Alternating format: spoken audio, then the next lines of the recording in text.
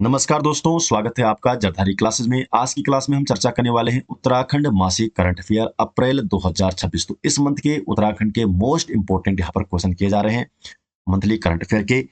Last में आपसे एक महत्वपूर्ण प्रश्न पूछा जाएगा जिसका जवाब आपको कमेंट सेक्शन में देना है। वीडियो शुरू करने से पहले आपको एक महत्वपूर्ण जानकारी दे दूं। वीडियो पटवारी लेखपाल जो कि 17 मई 2026 को होने वाला एग्जाम है, इसके लिए जरधारी क्लासेस की करंट अफेयर की ई बुक आ चुकी है जो कि जनवरी 2025 से लेकर अप्रैल 2026 तक है। हिंदी और इंग्लिश दोनों ही लैंग्वेज में आ चुकी है, तो आप अपने हिसाब से जिस भाषा में लेना चाहते हैं तो आप यहाँ से इसे ले सकते हैं। इसको लेने के लिए आपको जाना पड़ेगा हमारी वेबसाइट jardhari-classes.in। गूगल पे आप सर्च कीजिए jardhari-classes.in और वहाँ पर आप विजिट करेंगे तो आपको ये दोनों ही ई बुक देखने को मिल जाएगी, हिंदी और इंग्लिश में। इसमें आपको जनवरी 2025 से लेकर अप्रैल 2026 का पूरा डेटा मिल जाएगा उत्तराखंड का, जिसमें उत्तराखंड बजट 2026-27, आर्थिक सर्वेक्षण 2025-26, वन रिपोर्ट, प्रमुख योजनाएं, प्रमुख पुरस्कार, स्पोर्ट्स करंट अफेयर उत्तराखंड के, प्रमुख पुस्तकें, ऑपरेशन सम्मेलन अभियान सूचकांक, प्रमुख ऐप, नियुक्तियां, वन लाइनर दे रखे हैं, वर्तमान में कौन क्या है, उत्तराखंड करंट अफेयर के एमसीक्यू भी दिए गए हैं, बजट के एमसीक्यू भी हैं, आर्थिक सर्वेक्षण के एमसीक्यू भी हैं। तो कंप्लीट उत्तराखंड करंट अफेयर है ये जनवरी 2025 से लेकर अप्रैल 2026 तक। तो पूरा डेटा दिया गया है, हिंदी और इंग्लिश दोनों ही लैंग्वेज में ये उपलब्ध है, तो इसको आप ले सकते हैं। लिंक मैंने इसका कमेंट में भी आपको दे रखा है, कमेंट में पिन कर रखा है और साथ में डिस्क्रिप्शन में भी इसका लिंक दिया गया है, या आप डायरेक्ट गूगल से भी जा सकते हैं। क्वेश्चन नंबर 1 है, हाल ही में बाजपुर में संपन्न हुई Uttarakhand all state arm wrestling championship में स्वर्ण पदक जीतकर गुजरात में होने वाली नेशनल चैंपियनशिप के लिए किसने क्वालिफाई किया है? तो किसने क्वालिफाई किया है? सादमान ने। तो बी ऑप्शन यहाँ पर सही जवाब है, सादमान। डिटेल जान लेते हैं। तो Uttarakhand all state arm wrestling championship का हाल ही में उधम सिंह नगर के बाजपुर में, तो बाजपुर का है उधम सिंह नगर में, तो यहाँ पर आयोजन किया गया और देहरादून जिले के जीवनगढ़ निवासी सादमान, तो सादमान ने इस राज्य स्तरीय प्रतियोगिता में उत्कृष्ट प्रदर्शन करते हुए स्वर्ण पदक अपने नाम किया है। इस स्वर्ण पदक के साथ ही सादमान का चयन आगामी राष्ट्रीय चैंपियनशिप के लिए आधिकारिक तौर पर हो गया है। आगामी राष्ट्रीय चैंपियनशिप इसका आयोजन होगा गुजरात राज्य में, तो गुजरात राज्य में इसका आयोजन किया जाना है। क्वेश्चन नंबर 2 है, देहरादून में आयोजित डिजिटल समिट के दौरान सुरक्षा और निगरानी व्यवस्था को मजबूत करने के लिए कौन सा अत्याधुनिक सिस्टम लॉन्च किया गया है जो विशेष रूप से चारधाम यात्रा में मददगार साबित होगा? तो कौन सा जो डिजिटल समिट हुआ है देहरादून में, यहाँ पर कौन सा सिस्टम लॉन्च किया गया है, कौन सा एआई लॉन्च किया गया है? ऑप्शन नंबर सी है नैना एआई। तो नैना एआई लॉन्च किया गया है इस डिजिटल समिट में। तो हाल ही में राजधानी देहरादून में आयोजित डिजिटल समिट के दौरान सुरक्षा और निगरानी के क्षेत्र में बड़ा बदलाव लाने वाले अत्याधुनिक नैना एआई सिस्टम को आधिकारिक रूप से लॉन्च किया गया है। इस उन्नत आर्टिफिशियल इंटेलिजेंस सिस्टम का मुख्य उद्देश्य होगा उत्तराखंड जैसे पर्यटन और धार्मिक दृष्टि से महत्वपूर्ण राज्य में सुरक्षा व्यवस्था को और अधिक सुदृढ़ करना। ये जो स्मार्ट सिस्टम है ये सार्वजनिक स्थानों पर संदिग्ध व्यक्तियों की सटीक पहचान करने और हाईवे पर होने वाली दुर्घटनाओं पर तुरंत अलर्ट भेजने में पूरी तरह से सक्षम है। नैना एआई मुख्य रूप से रियल टाइम मॉनिटरिंग के जरिए कार्य करेगा, जिससे सुरक्षा एजेंसियों को तेजी से सूचना मिलेगी और समय रहते आवश्यक कार्रवाई संभव हो सकेगी। क्वेश्चन नंबर 3 है, हाल ही में एक वैज्ञानिक अध्ययन के अनुसार जलवायु परिवर्तन के प्रभाव स्वरूप उत्तराखंड के किस नदी बेसिन में अत्यधिक अस्थिर 219 लटकते हुए ग्लेशियर, हैंगिंग ग्लेशियर की पहचान की गई है? तो ये किस नदी बेसिन में की गई है? अलकनंदा बेसिन में। तो अलकनंदा जो बेसिन है यहाँ पर 219 लटकते हुए ग्लेशियरों की पहचान की गई है। तो हाल ही में एक वैज्ञानिक अनुसंधान में उत्तराखंड के अलकनंदा बेसिन के भीतर 219 संवेदनशील और अत्यधिक अस्थिर लटकते हुए ग्लेशियरों की पहचान की गई है। जो लटकते हुए ग्लेशियर है ये मुख्य रूप से पहाड़ों की खड़ी ढलानों पर टिके होते हैं और ग्लोबल वार्मिंग में वृद्धि के कारण इनकी पकड़ लगातार कमजोर हो रही है। इन अस्थिर ग्लेशियरों के अचानक विखंडन से विनाशकारी हिमस्खलन और अचानक आने वाली बाढ़ का गंभीर खतरा रहता है, जिसे वैज्ञानिक भाषा में ग्लेशियर लेक आउटब्रस्ट फ्लड कहा जाता है। अलकनंदा नदी बेसिन भौगोलिक रूप से अत्यंत महत्वपूर्ण है क्योंकि ये गंगा नदी तंत्र का एक प्रमुख हिस्सा है और यहाँ किसी भी आपदा का सीधा प्रभाव मैदानी इलाकों, तथा जल विद्युत परियोजनाओं जो हाइड्रो इलेक्ट्रिक प्रोजेक्ट है इन पर पड़ता है। भूवैज्ञानिकों ने इन संवेदनशील क्षेत्रों को नो गो जोन घोषित करने और किसी भी आपदा से बचाव हेतु पूर्व चेतावनी प्रणाली अर्ली वार्निंग सिस्टम, एक नो गो जोन और अर्ली वार्निंग सिस्टम को तत्काल मजबूत करने की स्पष्ट सिफारिश की है। हिमालयी क्षेत्र की संवेदनशीलता वर्ष 2021 में चमोली जिले की ऋषिगंगा घाटी में आई ग्लेशियर त्रासदी से भी प्रमाणित होती है। क्वेश्चन नंबर 4, हाल ही में देहरादून में आयोजित Indian academy of pediatrics Uttarakhand के अधिवेशन में एकेडमिक एक्सीलेंस अवार्ड से किसे सम्मानित किया गया है?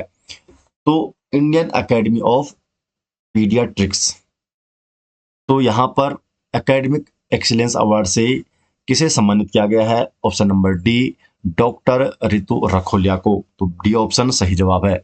तो Indian academy of pediatrics Uttarakhand का हालिया अधिवेशन राजधानी देहरादून में आयोजित किया गया और इस महत्वपूर्ण अधिवेशन में देवभूमि सोसाइटी ऑफ पीडियाट्रिक्स उत्तराखंड द्वारा चिकित्सा के क्षेत्र में उत्कृष्ट कार्य करने के लिए ये सम्मान प्रदान किया गया है। मेडिकल कॉलेज हल्द्वानी में बाल रोग विभाग पीडियाट्रिक्स डिपार्टमेंट की विभागाध्यक्ष हैं डॉक्टर रितु रखोलिया और इनको एकेडमिक एक्सीलेंस अवार्ड से सम्मानित किया गया है। तो डॉक्टर रितु रखोलिया को। क्वेश्चन नंबर 5, नई दिल्ली के भारत मंडपम में आयोजित राष्ट्रीय सम्मेलन में विज्ञान एवं प्रौद्योगिकी के क्षेत्र में उत्कृष्ट कार्यों के लिए किसे सम्मानित किया गया है?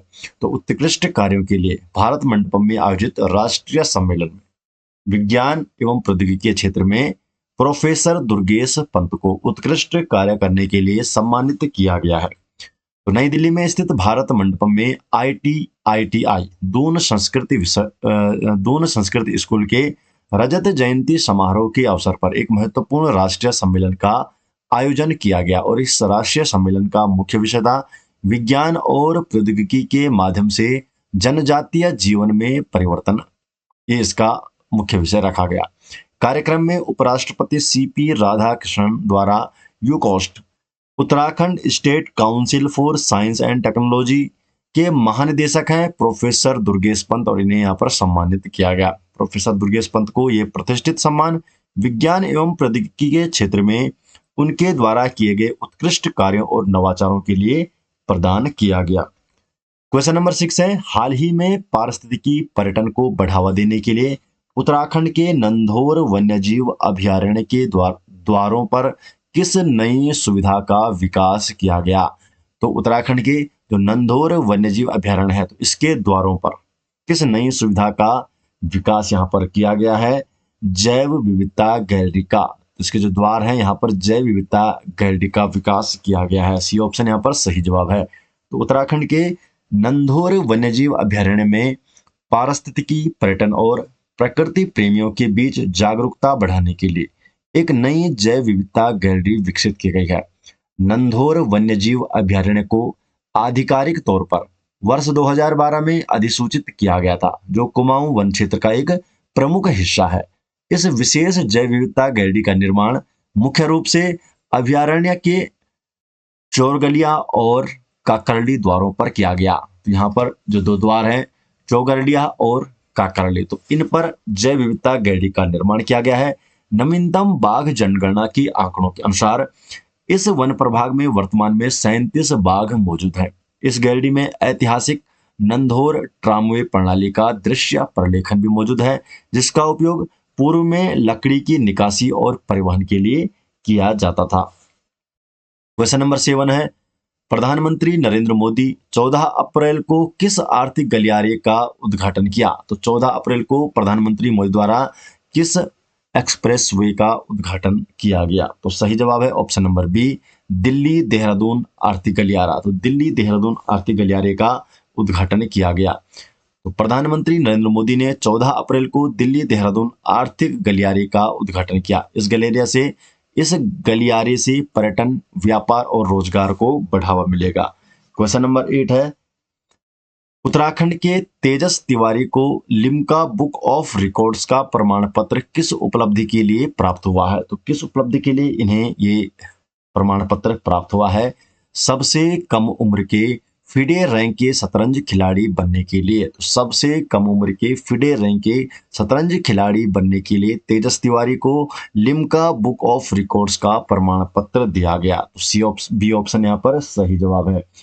हल्द्वानी के तेजस तिवारी को लिम्का बुक ऑफ रिकॉर्ड्स का आधिकारिक प्रमाण पत्र प्राप्त हुआ है। उन्होंने जून 2023 में मात्र 5 वर्ष 5 महीने और 7 दिन की आयु में सबसे कम उम्र के फिडे रैंक वाले शतरंज खिलाड़ी बनने का गौरव प्राप्त किया था।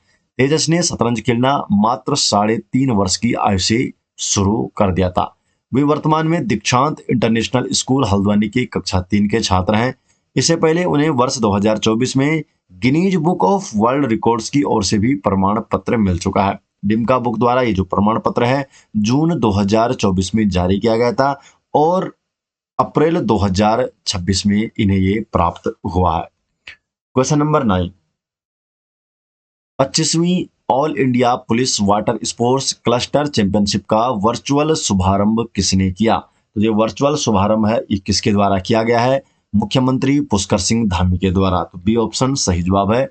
मुख्यमंत्री पुष्कर सिंह धामी ने टिहरी गढ़वाल के water sports and adventure institute में इस चैंपियनशिप का वर्चुअल शुभारंभ किया। ये पहली बार है जब उत्तराखंड राज्य को इस महत्वपूर्ण राष्ट्रीय पुलिस खेल आयोजन की मेजबानी का अवसर प्राप्त हुआ है।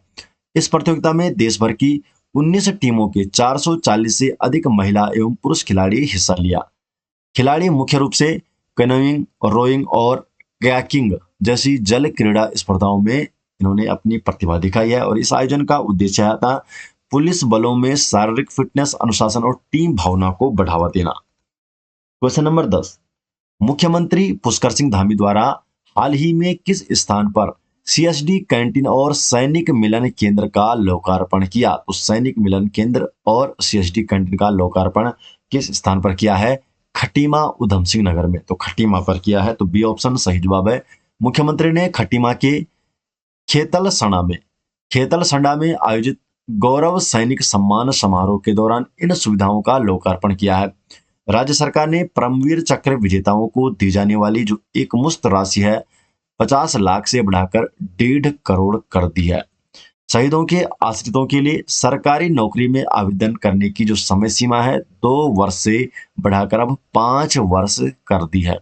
देहरादून में बन रही जो सैन्य धाम है जिसे उत्तराखंड के 5वें धाम के रूप में विकसित किया जा रहा है और इस दौरान उन्होंने 715.51 लाख रुपए की लागत से निर्मित सीएसडी कैंटीन और 162.26 लाख रुपए के से निर्मित सैनिक मिलन केंद्र का लोकार्पण भी किया।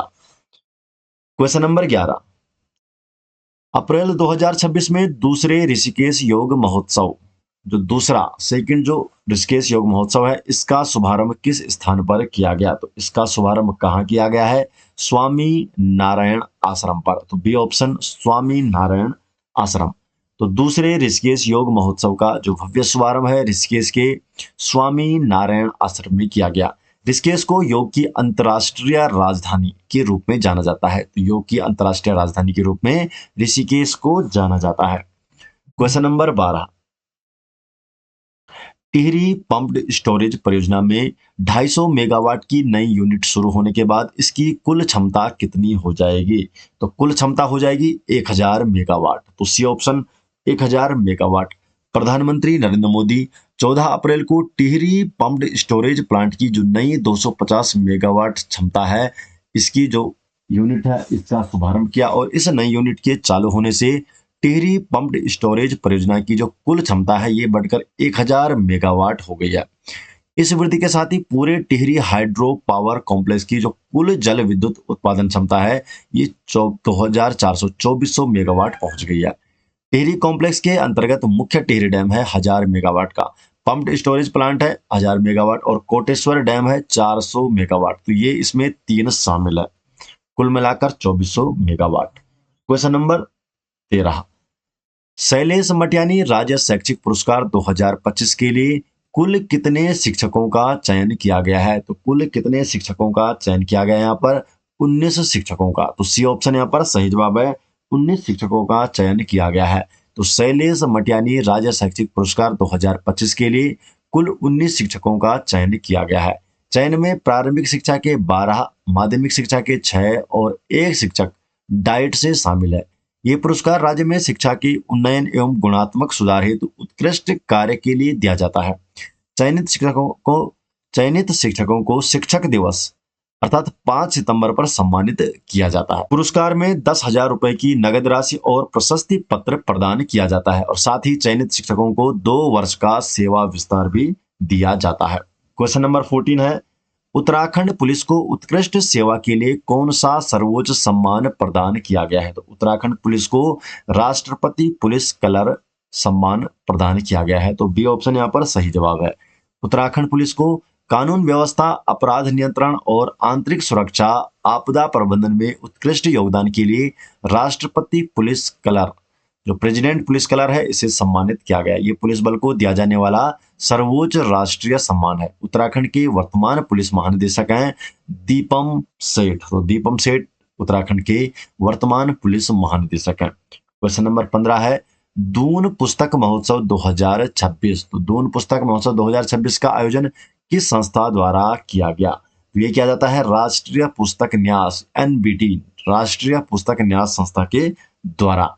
दून पुस्तक महोत्सव 2026 का आयोजन NBT, नेशनल बुक ट्रस्ट द्वारा 4 अप्रैल से देहरादून के परेड ग्राउंड में 9 दिनों तक किया गया। तो 4 अप्रैल से 9 दिनों तक, 13 तक। क्वेश्चन नंबर 16 है, हाल ही में उत्तराखंड सरकार ने राज्य में कानून व्यवस्था को मजबूत करने और अपराधियों पर लगाम लगाने के लिए कौन सा राज्यव्यापी अभियान शुरू किया है? तो कौन सा अभियान शुरू किया है?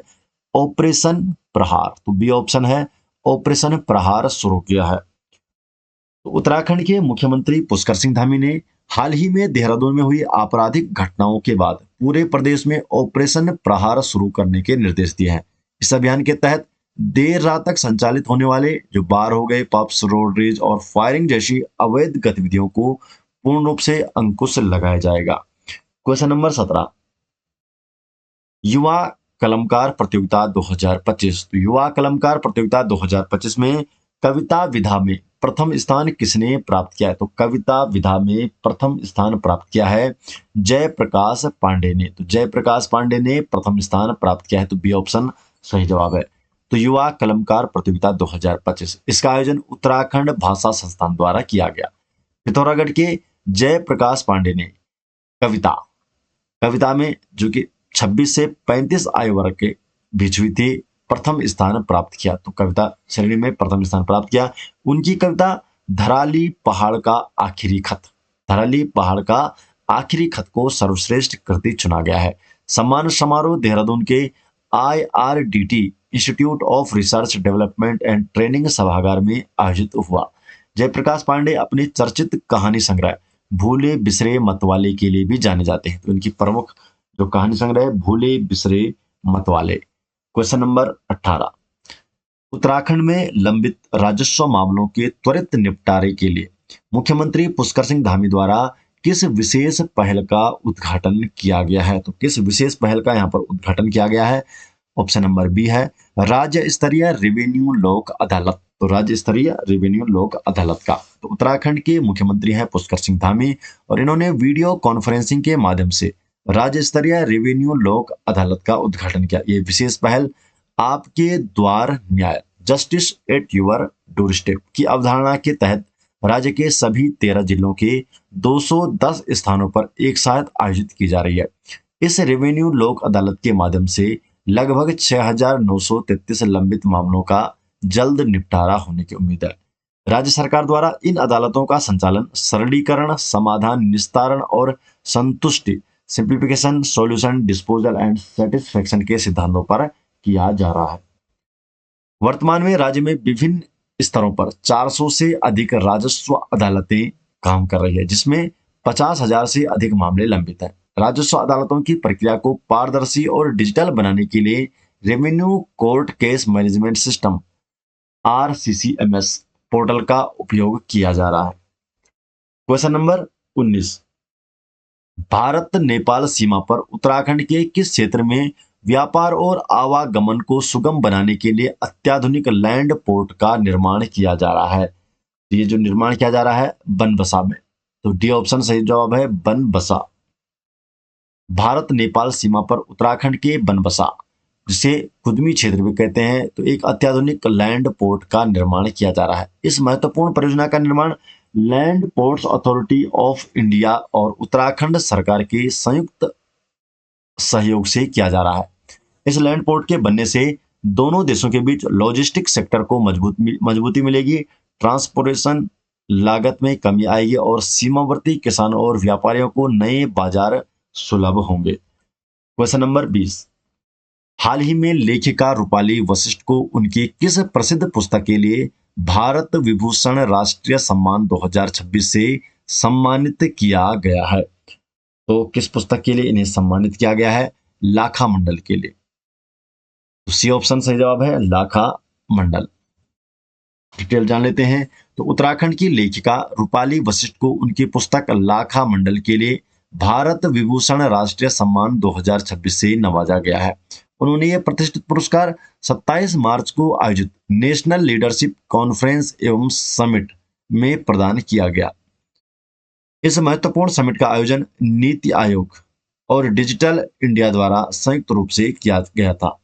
लेखिका रूपाली वशिष्ठ को इससे पूर्व भी अपनी इस पुस्तक के लिए देवभूमि राष्ट्रीय रत्न सम्मान से भी सम्मानित किया जा चुका है। क्वेश्चन नंबर 21 है और ये आज का लास्ट क्वेश्चन है, जिसका जवाब को कमेंट सेक्शन में देना है। मुख्यमंत्री पुष्कर सिंह धामी द्वारा उत्तराखंड साहित्य गौरव सम्मान समारोह 2025 में राज्य के सर्वोच्च साहित्यिक सम्मान उत्तराखंड साहित्य भूषण सम्मान से किसे सम्मानित किया गया है? तो 4 ऑप्शन है और सही जवाब आपको देना है कमेंट सेक्शन में। दोस्तों 17 मई 2026 को होने वाले वीडियो पटवारी लेखपाल एग्जाम के लिए जरधारी क्लासेस की उत्तराखंड करंट अफेयर्स की ई बुक आ चुकी है, जिसमें आपको जनवरी 2025 से लेकर अप्रैल 2026 का संपूर्ण उत्तराखंड करंट अफेयर दिया जाएगा। इस ई बुक को लेने के लिए आपको विजिट करना होगा जरधारीclasses.in। तो गूगल पे जाइए, जरधारीclasses.in सर्च कीजिए और आप जब वहां पर जाएंगे तो आपको हिंदी और इंग्लिश दोनों ही लैंग्वेज में ये बुक देखने को मिल जाएंगे।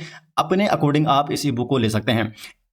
इस ई बुक में आपको मिलेगा उत्तराखंड बजट 2026-27, आर्थिक सर्वेक्षण 2025-26, वन रिपोर्ट, प्रमुख योजनाएं, प्रमुख पुरस्कार, स्पोर्ट्स करंट अफेयर, प्रमुख पुस्तकें, प्रमुख ऑपरेशन, सम्मेलन, अभियान, सूचकांक, आर्थिक परिदृश्य, प्रमुख ऐप, नियुक्ति, वन लाइनर, उत्तराखंड में वर्तमान में कौन क्या, उत्तराखंड करंट अफेयर के एमसीक्यू मिलेंगे, सर्वेक्षण के एमसीक्यू, बजट के एमसीक्यू, ये सभी चीजें आपको इस ई बुक में देखने को मिल जाएगी। हिंदी और इंग्लिश दोनों ही लैंग्वेज में ये ई बुक उपलब्ध है। इस ई बुक का लिंक मैंने आपको डिस्क्रिप्शन में दे दिया गया है और साथ में कमेंट में पिन भी कर दिया है, तो यहां से भी आप जा सकते हैं और डायरेक्ट इस ई बुक को ले सकते हैं। आशा करते हैं दोस्तों आपको वीडियो पसंद आई। वीडियो पसंद आती है वीडियो को लाइक कीजिए, अपने अधिक से अधिक दोस्तों के इस वीडियो को शेयर कीजिए। अगर आप चैनल में पहली बार आए हैं तो चैनल को सब्सक्राइब जरूर कीजिए। तो मिलते हैं दोस्तों नेक्स्ट वीडियो के साथ, तब तक के लिए आपका बहुत बहुत धन्यवाद।